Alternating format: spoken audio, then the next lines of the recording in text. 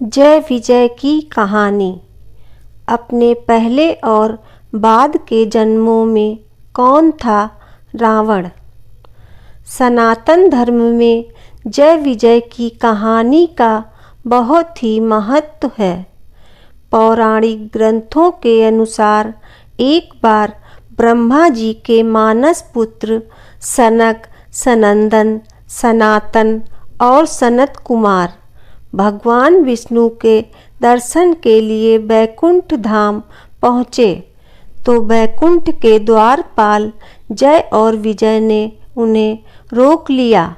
उन्होंने ब्रह्म कुमारों से कहा, रुकिए, अभी भगवान से मिलने का समय नहीं है। हमें किसी को भी अंदर भेजने की अनुमति नहीं है। यह सुनकर ब्रह्म कुमारों ने हैरानी जताते हुए कहा, भला भगवान से मिलने के लिए भी किसी से अनुमति चाहिए होगी। भगवान से तो कोई कभी भी मिल सकता है। इस पर जय विजय ने कहा कि आपकी बात तर्कसम्मत हो सकती है, परंतु हमारे कार्य क्षेत्र से बाहर है।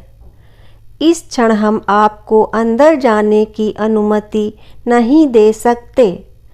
इस बात से क्रोधित होकर सनक आदि ब्रह्म कुमारों ने जय विजय को धरती पर जन्म मरण के बंधन में गिरने का श्राप दे दिया और वहाँ से चले गए। यह श्राप पाकर जय विजय जोर जोर से रोकर विलाप करने लगे। तभी भगवान विष्णु जी वहाँ आ गए और उन्होंने जय विजय से विलाप का कारण पूछा। नारायण के द्वारा जय विजय के श्राप का निवारण।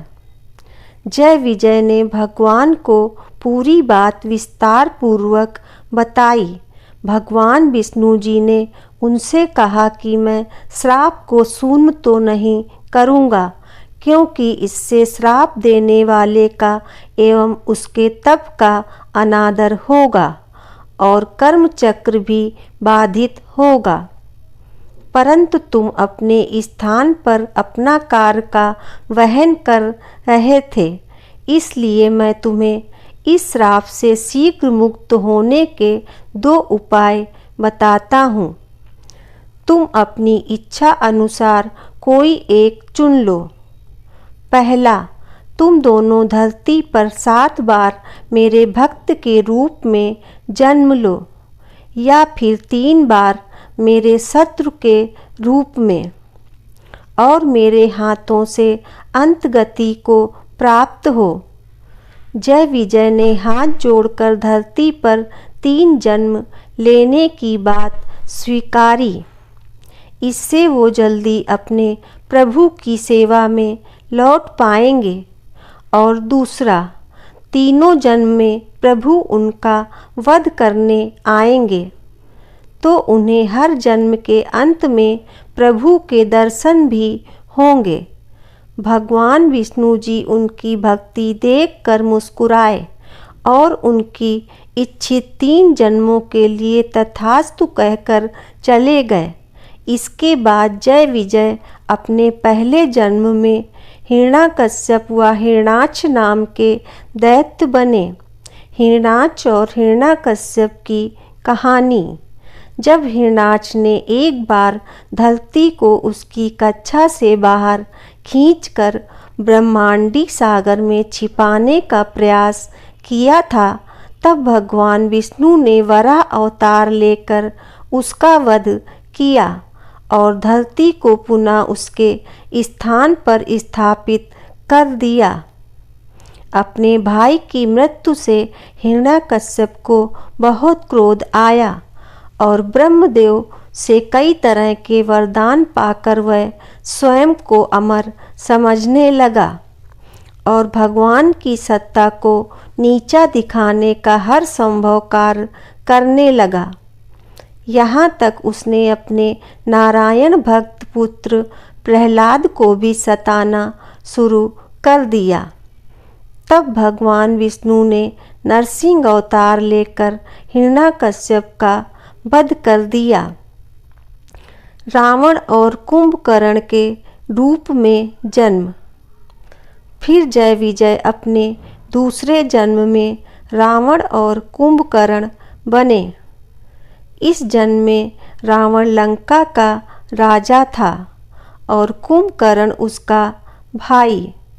तब प्रभु ने अयोध्या के राजा दशरथ के यहाँ पुत्र राम के रूप में जन्म लिया और फिर प्रभु श्री राम ने रावण और कुंभकर्ण का वध किया।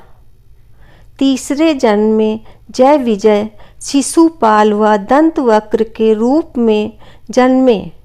इनके इस जन्म के समय नारायण अपने पूर्ण रूप में भगवान श्री कृष्ण बन धरती पर आए। भगवान श्री कृष्ण के बुआ के पुत्र के रूप में जन्मे थे शिशुपाल और दंतवक्र। भाई होने के बाद भी ये दोनों भगवान श्री कृष्ण से बैर रखते थे और प्रभु को शत्रु मानते थे। इनके बुरे कर्मों के चलते इस जन्म में श्री हरि ने इनका वध किया।